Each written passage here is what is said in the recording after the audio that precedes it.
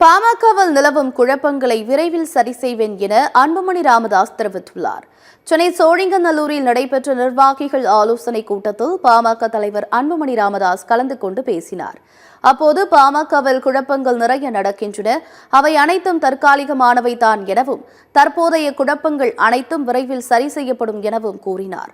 மேலும் உலகத்திலேயே ரொம்ப பிடித்தது எங்கள் அம்மாதான், அவர்களுக்கு என்னைத்தான் ரொம்ப பிடிக்கும் என கூறியவர், என் அம்மா மீது சிறு துரும்பு கூட பட விடமாட்டேன், ஆனால் என் மீது அபாண்டமாக பழி சுமத்தப்படுகிறது என கூறினார்.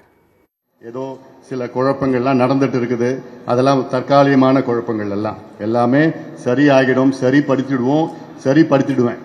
உலகத்தில் நான் ரொம்ப நேசிக்கிறது எங்க அம்மா தான். அதே போன்று அவங்க ரொம்ப நேசிக்கிறது என்னதான். எங்க அம்மாவுக்கு ஒரு துரும்பு கூட அவங்க மேல பட விட மாட்டேன் நான். இது வரைக்கும் இல்லை, இதுக்கப்புறமும் இப்படியெல்லாம் அபாண்டமான வார்த்தைகள்லாம் அது மட்டும்தான் எனக்கு தாங்க முடியல. இதைத் தொடர்ந்து பாமகவுக்கு நிதி அளிக்க QR கோடை அன்புமணி ராமதாஸ் அறிமுகம் செய்தார்.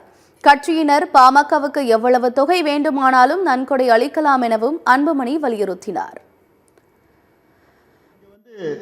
இது பேர் QR கோடு. இது பாத்தீங்கன்னா QR கோடு இந்த பக்கத்துல. இதுல உங்க போன் வச்சு நீங்க ஸ்கேன் பண்ணீங்கன்னா அப்படியே உங்க காசு அதுல போடலாம். அது எடுத்துக்காது, நீங்களே மனசு வச்சு போடணும் இங்க. அதனால ஒவ்வொரு உறுப்பினர்கிட்டையும் நீங்க கொடுக்கறப்போ, தம்பி அண்ணன் அன்புமணி எங்க தலைவர் உங்ககிட்ட 5 ரூபாய் கேட்டாரு, 5 ரூபாய் அதுக்கு மேல அவங்க போன்லயே இந்த ஸ்கேன் பண்ணி அதுல 5 ரூபாய் போட்டுடு தம்பி.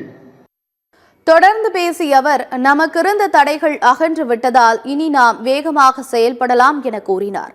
மேலும் 2026ஆம் ஆண்டு சட்டமன்ற தேர்தலில் பாமக தலைமையிலான கூட்டணிதான் வெற்றி பெறும் என அன்புமணி ராமதாஸ் நம்பிக்கை தெரிவித்தார்.